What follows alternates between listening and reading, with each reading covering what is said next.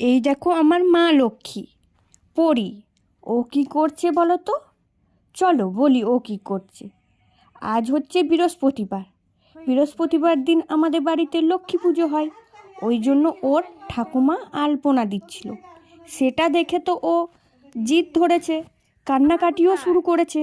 ও আলপনা দেবে, তাই ঠাকুমা দেখে দেখে ও আলপনা দিচ্ছিল।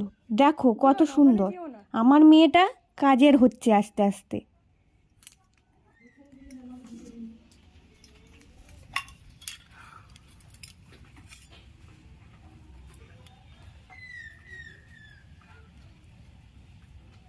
বাহ বাহ বাহ বাহ বাহ।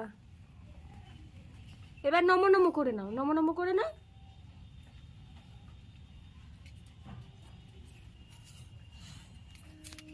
হয়ে গেছে।